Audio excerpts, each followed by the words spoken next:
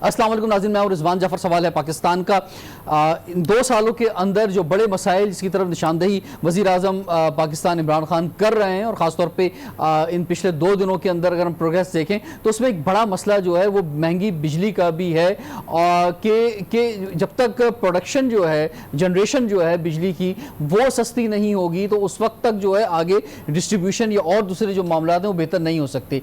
ये एक आम पाकिस्तानी का भी मसला है और उससे कहीं ज़्यादा बढ़कर जो है हमारी इंडस्ट्रीज का इशू है, क्योंकि दुनिया भर के अंदर अगर हमें अपनी एक्सपोर्ट बढ़ानी है और दुनिया भर के अंदर जो है पाकिस्तान का माल जाना है तो उसके लिए ज़रूरी है कि हमें एक तो हर वक्त जो है वो बिजली मिल सके और 24 आवर काम हो सके,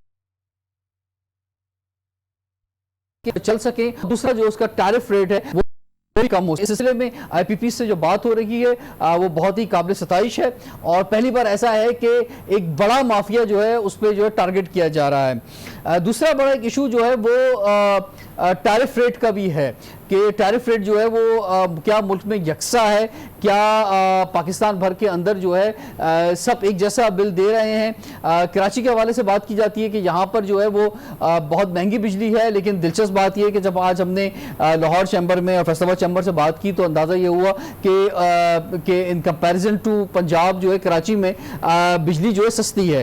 तो ये टैरिफ रेट की क्या सूरत हाल है ये भी हम जानेंगे और कैसे जो है हमारी इंडस्ट्रीज आगे बढ़ सकती हैं और हमारी जो खासतौर पर पंजाब की इंडस्ट्री है जिस पर ज़रा कम बात होती है वो क्या आगे कर सकते हैं। गेस्ट पैनल मेरे साथ बहुत ज़बरदस्त है, हमारे साथ मौजूद हैं जनाब president Faisalabad chamber of commerce and industry Rana Mohammad Sikandar Azam Khan साहब, आपको खुशामदीद कहते हैं। President Lahore chamber of commerce industry Irfan Iqbal Sheikh साहब, आपको खुशामदीद कहते हैं। इसके अलावा हमारे साथ associate research fellow lead energy head of China study centre doctor Hina Aslam साहिबा भी मौजूद हैं। तो डॉक्टर हिना असलम साहिबा, आपसे हम आगाज करते हैं। आप देख रही होंगी कि ये एक बड़ा मसला जो है सामने मौजूद है कि टैरिफ रेट के हवाले से भी और IPPs के हवाले से भी कि मुल्क में जो है वो ये मसला जो है हल हो जाए और सस्ती बिजली मिले। इस वक्त आप क्या समझती हैं कि यकसा टैरिफ के हवाले से और बिजली के हवाले से जो बड़े मसाइल हैं उसमें सबसे बड़ा चैलेंज हमारे पास है क्या? आपकी स्टडी क्या कहती है? जी अस्सलाम वालेकुम, thank you so much Rizwan. बिल्कुल कि ये बहुत हमारा रीसेंट एक मसला रीसेंट हमारी डेवलपमेंट नज़र आ रही है IPPs के साथ गवर्नमेंट की नेगोशिएशन, जो कि क्वाइट एन अपॉर्चुनिटी है टुवर्ड्स जो हमारे जितने भी चैलेंजेस हम फेस करते आए हैं, ये एनर्जी शॉर्टेज से रिलेटेड, टेरिफ से रिलेटेड, और इसमें मेनली ऑफ कोर्स हमारे पास जो जो ऑब्वियस रीजंस हैं इस हाई इलेक्ट्रिसिटी कॉस्ट के, वो दिस ट्रांसमिशन डिस्ट्रीब्यूशन लॉसेस जो कि हम सबको पता है इट्स अबाउट 20% और मोर, जिसमें हमारी लो कैपेसिटी यूटिलाइजेशन आ जाती है, liberal unreasonable tariff parameters, so I mean a lot of issues जो कि वेल नोन है सबके। और एक बड़ा मसला था वो डॉक्टर हिना, वो जो था वो था एक लोड शेडिंग का एक बहुत बड़ा मसला था और आपको याद होगा कि पिछली गवर्नमेंट के अंदर जो सबसे बड़ा चैलेंज दरपेश था वो यही था कि फैक्ट्रीज चल ही नहीं रही थी, तो फिर जब चलेंगी तो फिर आगे मामला होंगे, फिर टैरिफ की बात की जाएगी और दूसरी चीजें होंगी। काफी हद तक इस पर आप समझती है कि काबू पा लिया गया है और अब जो है वो अगला फेज जो है जो कहा जा रहा है कि 2030 तक, आज भी फेडरल मिनिस्टर ने कहा कि 2030 तक 75% जो है हम हाइड्रो से और लोकल बिजली जो है वो बना रहे होंगे, हमें बाहर से किसी किस्म की इंपोर्ट की जरूरत नहीं पड़ेगी। बिल्कुल, पहले देखें बैक इन 2013 से स्टार्ट करें तो हमारा बिजली का बहरान इतना ज्यादा था कि हमारी ये सारी इंडस्ट्रीज इकोनॉमी वाइज काफी इम्पैक्ट थे हमारे सब सेक्टर्स पे। तो इसका ऑफ कोर्स यही है कि उस वक्त गवर्नमेंट ने हमारे पास आप देखते हैं CPEC के थ्रू इन्वेस्टमेंट्स आई, कोल में इन्वेस्टमेंट्स आई जिसके जरिए इसको काबू पाने की कोशिश की। अब ये है कि बिजली ज्यादा बन रही है बट अगेन मतलब सरप्लस है, लेकिन हमारे ट्रांसमिशन डिस्ट्रीब्यूशन के लॉसेस की वजह से ये इश्यूज अभी तक हमारे रिजॉल्व नहीं हुए। जो आवाम चिल्ला रहे होते हैं कि महंगी बिजली है और जो टैरिफ रेट है कराची से लेकर अगर पेशावर की बात की जाए तो इस पर आपकी क्या स्टडी कहती है? देखिए हमारे बीइंग रिसर्चर, देखिए हाई कैपेसिटी पेमेंट्स जो थर्मल और कोल पावर जनरेटर्स को विद जो सरप्लस इंस्टॉल कैपेसिटी जो कर रही है, that is the main cause of increasing cost of electricity, जो कि हमारे सर्कुलर डेप्थ में भी इजाफा कर रही है और इसी को कॉज कर रही है। ये मेन रीजंस हैं जो हमारी रिसर्च और हमारी स्टडीज ये बता रही हैं। और इसमें ना सिर्फ ये, बट अभी हमारी ये सिर्फ ये शामिल सिर्फ ये आइडेंटिफाई नहीं करी, बट ऑल्सो हमें एक सिल्वर लाइनिंग दे रही है ये जो हमारी रिन्यूएबल एनर्जी पॉलिसी आई है, जिसको अभी कैबिनेट ने अप्रूव भी कर दिया है। It's kind of window an opportunity, और जिसमें रिन्यूएबल एनर्जी को इस्तेमाल जो एक आर्ग्यूमेंट पहले आया था कि जी हम सस्ती बिजली बनाते हैं, इंडिजिनस रिसोर्सेज कोल से बनाते हैं, जिसमें कम कैपिटल इन्वेस्टमेंट है, बट अभी हमारे पास बहुत क्रेडिबल रिसर्चेज अवेलेबल हैं और डाटा अवेलेबल है जो कि आइडेंटिफाई करता है कि renewable has the largest potential. हमारे सिंध प्रोविंस में इसका काफी पोटेंशियल है, सीपे के अंडर इसको काफी इसमें हम इसको आइडेंटिफाई कर सकते हैं। ठीक है, मैं डॉक्टर साहब मैं आपकी तरफ वापस आऊंगा। हम बढ़ना चाहेंगे फैसलाबाद की जानिब। राना मोहम्मद सिकंदर आजम खान साहब, प्रेसिडेंट है आप Faisalabad chamber of commerce and industry के। फैसलाबाद हमारे लिए इंपॉर्टेंट है और उसकी इंडस्ट्री बड़ी इंपॉर्टेंट है। सर, आप क्या समझते हैं, क्या चैलेंज है बिजली के हवाले से? आपको फरमाइए पहले आप। बिस्मिल्लाहिर्रहमानिर्रहीम। पहले जाफर आपका बहुत शुक्रिया कि आपने मुझे आज मौका दिया बात करने का। देखिए, ये जो अभी प्राइम मिनिस्टर ने इनिशिएटिव लिया है कि ये रिविजिट कर रहे हैं और नेगोशिएशन हो रही है इन आईपीपीज के साथ, ये बहुत बड़ा, मैं समझता हूँ कि एक बहुत बड़ा क्रेडिट मिलेगा गवर्नमेंट को कि अगर ये इसे रिविजिट कर लेते हैं और इसके बाद हालात नॉर्मल हो जाते हैं। एक्चुअल है क्या कि देखें, ये इसमें तो कोई शक नहीं है कि ये जो एग्रीमेंट हुए हैं ये बड़े जालिमाना तरीके से हुए हैं और ये एक माफियाज हैं जिन्होंने ये सारा कुछ किया और इतनी महंगी बिजली जिसका अल्टीमेटली इस मुल्क को नुकसान हुआ है। आप देखेंगे हमारी पिछले 10 साल से स्टिल एक जगह पे खड़ी है हमारी एक्सपोर्ट्स के 20-22 अरब डॉलर से हमारी बढ़ ही नहीं रही। उसकी वजह क्या है कि जब तक आप इज डूइंग बिजनेस इसको कम नहीं करेंगे, आप कास्ट को कम नहीं करेंगे, कभी आप हम रीजन में कंपटीटर ही नहीं है। सबसे महंगी बिजली रीजन में हमारे पास है इंडस्ट्री के लिए। अभी एक और इन्होंने आते हुए अच्छा काम किया कि लास्ट ईयर इन्होंने इंडस्ट्री को 7.5 सेंट बिजली दी और जिससे हमारी एक्सपोर्ट जो है वो इंक्रीज हुई।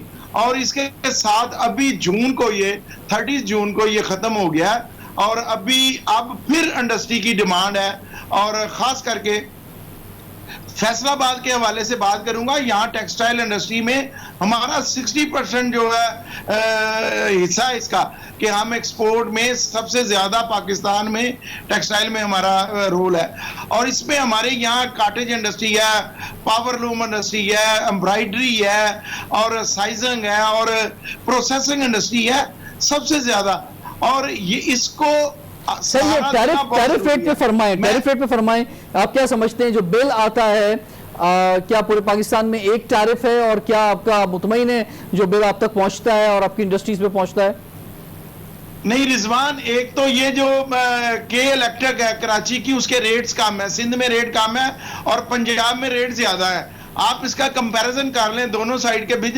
और इसके साथ आप देखें जब एक बिल आ रहा है उसके साथ आप देखें फर्दर टैक्स जो है वो इतने ज्यादा है कि आप मुझे बताएं कौन सी इंडस्ट्री है जो डबल डिजिट में जाके मसलन 7.5 सेंट से 13 सेंट उसका रेट कर दिया है। आप बताएं कहां सर्वाइवल हो सकता है? उसकी वजह यही है कि आपने हाइडल पे तवज्जो नहीं दी, आपने थर्मल की तरफ गए हैं। अभी देखें सोलर है, आप वो लेके आए, आप विंड पावर को लेके आए, आप हाइडल पे जाएं। अब 2 काम हुए, महमद और जो दिया मीर बादशाह डैम है काम शुरू हुआ है, लेकिन ये 4-5 साल के बाद जाके होगा। ये बड़ा मैं अप्रिशिएट करता हूं गवर्नमेंट को। और इसमें खुशाइन बात यह है कि अभी 2 हफ्तों के अंदर एक पावर पॉलिसी आ रही है बाकायदा तौर पे, जो कि लॉन्ग टर्म जो है फैसला करेगी। हमने इन बड़े मामलात के अंदर जो है शॉर्ट टर्म फैसले किए हैं, ये इस सिलसिले में लॉन्ग टर्म फैसले की जरूरत है। आप समझते हैं खुशाइंद है कि सिर्फ अपनी हुकूमत का, अपने 4-5 सालों का ना सोचा जाए बल्कि पाकिस्तान का सोचा जाए? मैं आपसे एग्री हूं, बड़ी जबरदस्त बात आपने की है कि यही बात है कि आप देखो लोड शेडिंग को खत्म करते करते आपने तो 22-23 करोड़ लोगों को डुबो के रख दिया। अच्छा, इसके साथ इंडस्ट्री तो है ही है जो उसका हाल कर रहे हैं, एक्सपोर्ट क्यों नहीं बढ़ रही, ये पूछते हैं ना हमारी एक्सपोर्ट क्यों नहीं बढ़ती, तो उसकी वजह यही है कि भाई आप ये देखें, ये रॉ मटेरियल में आता है, इलेक्ट्रिसिटी हो, आपकी सुई गैस हो, ये सारी चीजें रॉ मटेरियल में है। अब आप उसकी कास्ट ही इतनी बढ़ा दोगे तो हम किस तरह कंपटीशन कर सकते। मैं आपसे रिजवान एक बात रिक्वेस्ट करता हूं आपसे, ये बात बड़ी सोचने वाली है। अब जो 10-15 हजार रुपया महीना बंदा अर्निंग है जिसकी, जो कमाता है, गरीब आदमी है जो 90% है इस मुल्क का, यार उसका कोई सोचता ही नहीं है, उसकी कोई बात ही नहीं करता। असल में उन गरीबों का भी कोई बंदा सोचे। ऊपर से अच्छा गवर्नमेंट एक अच्छा काम करती है, चीनी कमीशन बना, चीनी 60 से 100 रुपए केजी चली गई है और वो माफिया आजाद फिर रहा है। जिसको ये पकड़ते हैं इनको निशाने इबरत बना दे। मैं समझता हूं कि अगर ये जो माफियाज है अगर ये कंट्रोल नहीं होते, यार ये कौन है, पाकिस्तानी है ये मैं समझ रहा हूँ आप जो बात फरमा रहे हैं राणा साहब। ये एक ब्रेक की तरफ बढ़ना है, एक ब्रेक की तरफ बढ़ना है, बिजली पैदा ब्रेक के बाद जो है आपके पास वापस। और पाकिस्तान की जो मुख्तलिफ चैम्बर्स हैं उनके जो इशूज हैं, हमारी इंडस्ट्री की असल चीज है, क्योंकि अगर इंडस्ट्री जो है वो सर्वाइव करेगी तो हुकूमत ने खुद जो है वो रोजगार नहीं दे रहा, इन इंडस्ट्रीज में ही रोजगार मिलेगा। जो मुल्क में बेरोजगारी है और खासतौर पर कोविड-19 के बाद जो बेरोजगारी और बढ़ी है, उसमें हमें अपनी इन तमाम चैम्बर्स का हाथ पकड़ना होगा ताकि यहां पर ज्यादातर रोजगार जो निकल सके। तो क्या मसाइल दरपेश हैं और खास तौर पे ये जो इस वक्त बात चल रही है आईपीपीस के साथ, इस पर जो चैम्बर्स क्या कहते हैं? ब्रेक के बाद कंटिन्यू करते हैं सवाल पाकिस्तान का।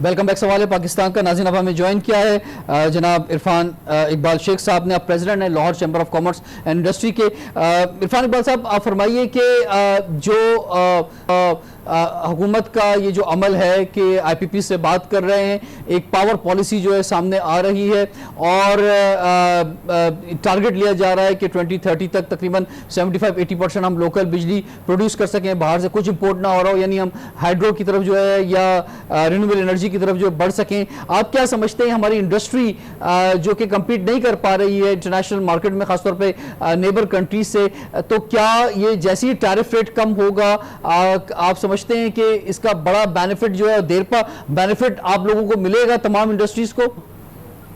जी डेफिनेटली। सबसे पहली बात तो मैं आपको ये बताना चाहता हूँ कि अभी हम रिन्यूएबल एनर्जी में आप देखें तो अभी हम 10% जो ना एनर्जी मिक्स पे है, उससे भी कम है, बल्कि उससे भी कम है। और जो आप जब तकाबुल करते हैं आप इंडिया के साथ, चाइना के साथ, तो इंडिया 8 सेंट पे है, चाइना 10 सेंट पे है और हम तकरीबन 16 सेंट पे हैं। तो हम उनका मुकाबला कैसे करेंगे? डबल द प्राइस तो हम दे रहे हैं। हमारी कॉस्ट ऑफ डूइंग बिजनेस बढ़ गई है सिर्फ एनर्जी की वजह से, क्योंकि एनर्जी मेन सोर्स है, मेन इनपुट है।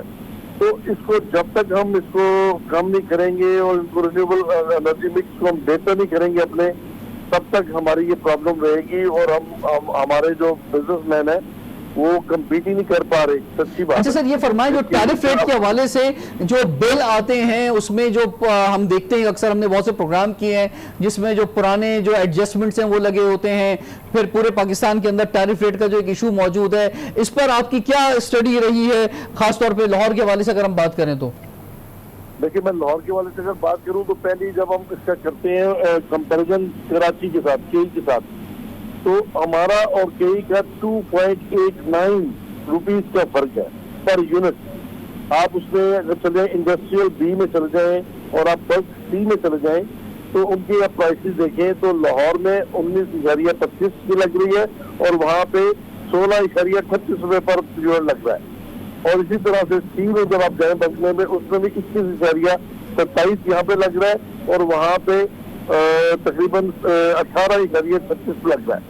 तो ये 2.89 रुपीज का फर्क है पर यूनिट स्केल के साथ जो है पूरे अपना हमारे दौर के साथ। तो ये नहीं होना चाहिए, पूरी तौर पे ये एक रेट होना चाहिए पूरे पाकिस्तान में, ताकि सब बराबर अपना इक्वल अपना प्लेइंग फील्ड पे खेल सके। तो ये तो ज्यादती है कि आप कराची में दे रहे हैं 2% वहाँ पे सब्सिडाइज कर रहे हैं और यहाँ पे सब्सिडाइज नहीं कर रहे, तो ये असूली तौर पे गलत है। जी सर, लेकिन फिर भी जो है सबसे ज्यादा अगर आपने कराची की बात करते हैं तो सबसे ज्यादा शोर जो है वो यहीं पर हम देखते हैं और उसकी वजह और दूसरी वजूहात हैं शायद वो उसमें ऐड हो जाती हैं। लेकिन ओवरऑल जब आप क्या समझते हैं कि जो महंगी बिजली है और ये टैरिफ रेट चले पाकिस्तान में जो भी आगे पीछे है, लेकिन जब बिल आता है तो ये और फिर उसके बाद जब लोड शेडिंग होती है उसमें भी आपके खर्चात जो है खर्च होते हैं, जो जनरेटर्स या यूपीएस या किसी भी हवाले से अगर जो है खर्चात होते हैं, तो ये कॉस्ट ऑफ प्रोडक्शन के ऊपर और जो इंटरनेशनल मार्केट है उसमें मुकाबला करने के लिए किस हद तक असरअंदाज होते हैं? बहुत ज्यादा। मैं पहले तो आपको फर्क बताऊं क्या है कि अगर आपको यूनिट वैसे 21 रुपीज कुछ पैसे का पड़ रहा है, तो अगर आप उसको यूज करते हैं जनरेटर में तो 32 रुपीज पर यूनिट पड़ता है। तो एक तो ये सबसे पहली बात ये कि आपके पास अब एक्चुअली बिजली तो हमने पैदा कर ली, बट हमने पैदा की उससे पेट्रोल से और हम पैदा की जिसकी वजह से हमें प्रॉब्लम हुई है। हम अगर हाइड्रो जैसे तरवेला था हमारा अपना मंगला था और उसके बाद फिर हमने उसके बाद डैम बनाया ही कोई नहीं। अल्लाह का शुक्र है कि गवर्नमेंट ने आगे आपकी बात रिया माशा डैम अपना शुरू किया और जो 4500 मेगावाट का हमें देगा, तो मेरे ख्याल में ये बहुत ही जरूरी है। और हमें छोटे छोटे अपने रिवर्स हैं जो वहाँ से है, इंडस से हमें छोटे छोटे यूनिट लगाने चाहिए पानी के ऊपर, हाइड्रो के ऊपर, ताकि हमें चीज सस्ती मिल सके। जी हाँ बिल्कुल, और यही पावर पॉलिसी जो है अब आने की तरफ गामजन है और ये पाकिस्तान के मुस्तकबिल के लिए जो है वो बड़ा पॉजिटिव है। मैं आपकी तरफ वापस आऊंगा इरफान इकबाल साहब। डॉक्टर हिना, मैं आपकी तरफ बढ़ता हूँ। ये फरमाइए, आपको आप ये समझते हैं कि जो इस वक्त कोरोना वायरस के हवाले से सूरत हाल है और जो बेरोजगारी में इजाफा हुआ है, जहाँ एक तरफ फेडरल गवर्नमेंट ने कंस्ट्रक्शन इंडस्ट्री को ओपन किया है, वहां दूसरी जानिब अब जो पावर सेक्टर को टारगेट किया है, इससे हमारी जो बेरोजगारी का एक बड़ा मसला है और क्योंकि इंडस्ट्री लगेगी तो रोजगार मिलेगा, गवर्नमेंट ने डायरेक्ट जो है जॉब्स नहीं देनी है, तो ये एक बहुत बड़ा जबरदस्त बेंचमार्क साबित होगा आने वाले, खास तौर पे ये एक गाड़ी स्टार्ट हो जाएगी। एक साल बाद हम कुछ खबरें बेहतरी की जानिब देख सकेंगे। Doctor Hina. Thank you Rizwan. बिल्कुल ये विन विन सिचुएशन है looking into this current development, और इसमें हम यही होप भी कर रहे हैं और मेरा ख्याल है लुक फॉरवर्ड भी कर रहे हैं कि ये सिचुएशन ना सिर्फ हम कंज्यूमर लोगों के लिए भी, जॉब क्रिएशन के लिए भी, गवर्नमेंट के लिए भी, IPPs के लिए भी, मतलब सबके लिए एक you know this expected reduction in power tariff वही कामयाब साबित होगी। और इसमें ऑफ कोर्स हम लोगों को रिफॉर्म्स नहीं, आपका जो इदारा है जो चाइना स्टडी सेंटर है, तो आप क्या समझती हैं इसमें हमें चाइना से क्या किस हद तक सपोर्ट जो है मिल सकेगी?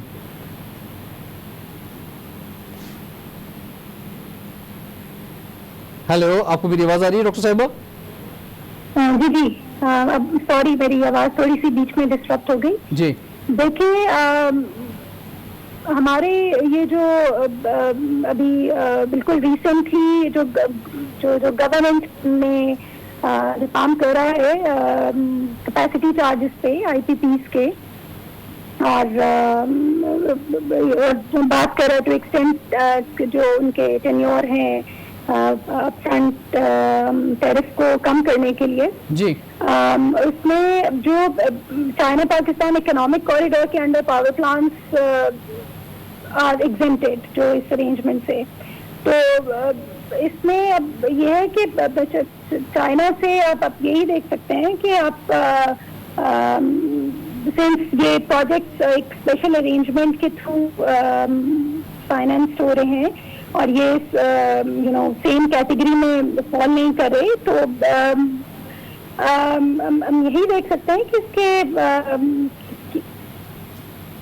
ठीक है, ठीक है, ठीक है, ठीक है। मैं ये इससे बहुत ज़्यादा उम्मीदें वाबस्ता हैं सीपेक से, खासतौर पे एनर्जी सेक्टर के अंदर।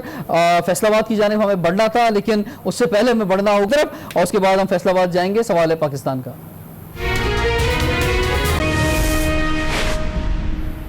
Welcome back. सवाल है पाकिस्तान का। पाकिस्तान के तमाम खासतौर पर इंडस्ट्रियल जोन जो कि बड़े जोन हैं, जिसमें खासतौर पर कराची, लाहौर, उसके साथ साथ गुजरांवाला, फैसलाबाद, सियालकोट, ये सभी इंपॉर्टेंट है। इसी तरह हमारे पेशावर, कोयटा और आज फैसलाबाद और लाहौर को हमने अपने साथ दिया है कि इस तरह ख़ास तौर पे जो इलेक्ट्रिसिटी के इश्यूज़ हैं उस पर हम आपसे बात कर सकें। आपने अपने इश्यूज़ जो हैं वो सामने रखे हैं, लेकिन जो ख़ास तौर पर पावर पॉलिसी जिस पर बात कर रही है हुकूमत, उस पर बहुत पॉजिटिव रिस्पॉन्स जो है वो आ रहा है तमाम चैम्बर्स की जानिब से।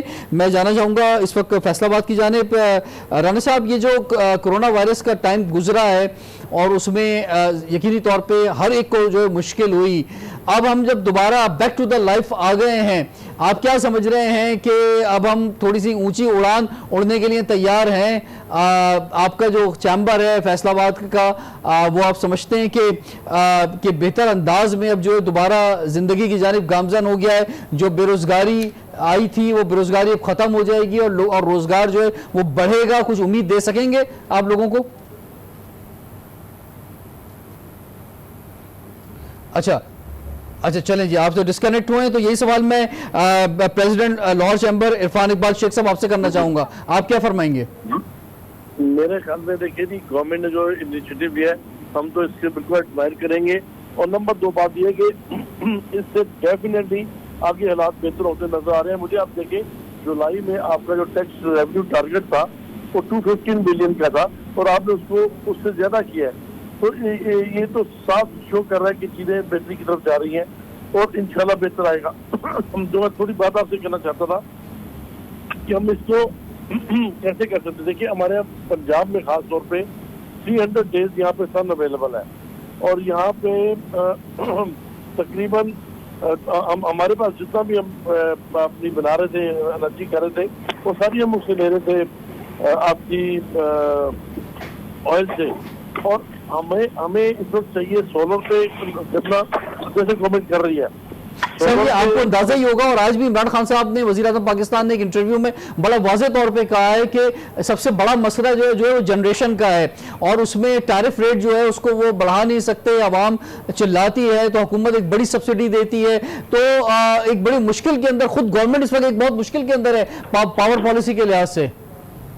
जी, इसमें कोई शक नहीं, क्योंकि आपको पता है सरकार डेट जो है ना, वो सारी उसकी मेन रीजन ही आपकी ये बिजली है और उसकी वजह से, इलेक्ट्रिसिटी की वजह से तो हमारे सरकार डेट भी बढ़े हैं। और जो मुझे जो सबसे एक और जो चीज है यहाँ पे जो अच्छी नजर आई गवर्नमेंट ने जो किया है, इन्होंने को देखते हैं तो $100 बिलियन जो ना स्पेंड हो रहे हैं इसके ऊपर, आपकी सोलर एनर्जी के ऊपर। और हमें भी इसके ऊपर जाना ही है। इन एनी केस हमें भी इसके ऊपर जाना ही पड़ेगा, हमें प्लानिंग उसके लिए करनी पड़ेगी, उसके बगैर हमारा गुजारा नहीं है।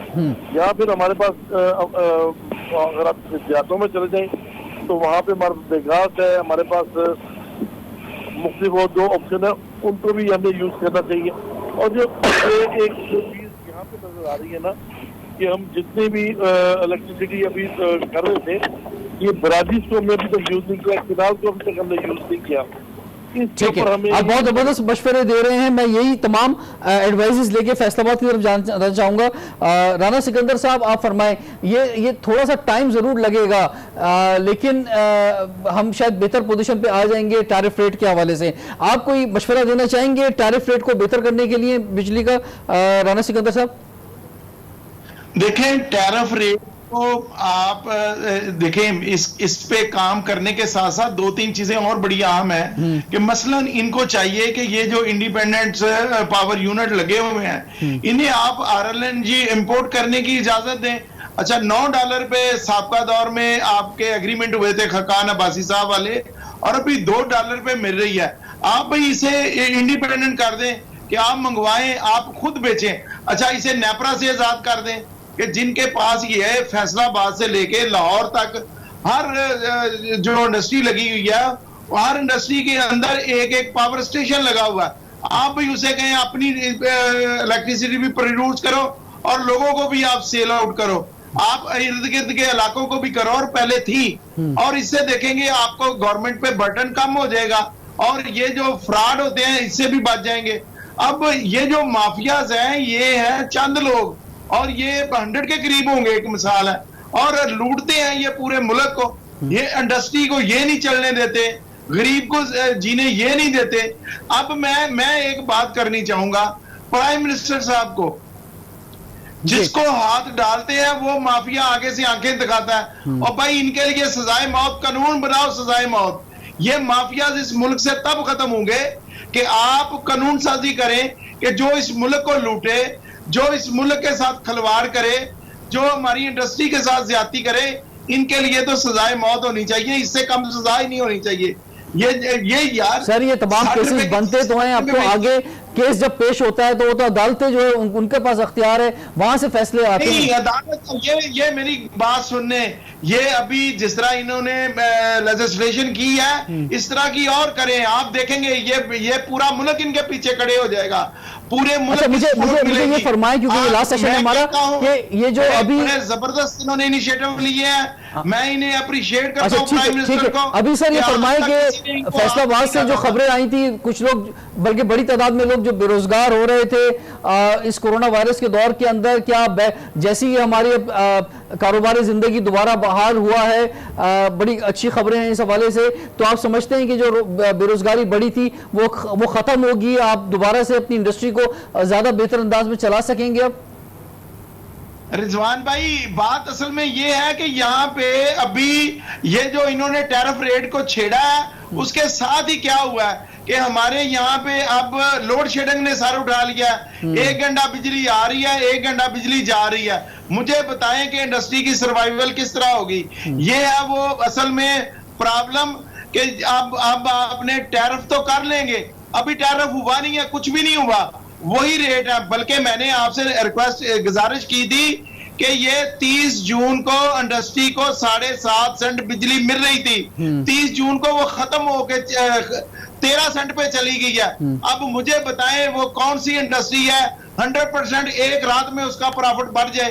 अब लोगों ने बिल पे किए हैं, यहाँ फैसलाबाद में आधी इंडस्ट्री बंद हो चुकी है, और ये मैं आपको सही फिगर दे रहा हूँ ऑन द रिकॉर्ड और टीवी पे लाइव आपको बता रहा हूँ, हमारी आधी इंडस्ट्री बंद हो चुकी है। और खास करके जो हमारी कॉटेज इंडस्ट्री है, एसएमई इंडस्ट्री है, जिसमें पावर लूम है, जिसमें प्रोसेसिंग है, जिसमें साइजिंग है, जिसमें एम्ब्रॉयडरी है, सर वो तो मर गए हैं लोग, और बड़ी इंडस्ट्री भी सर्वाइवल नहीं करती।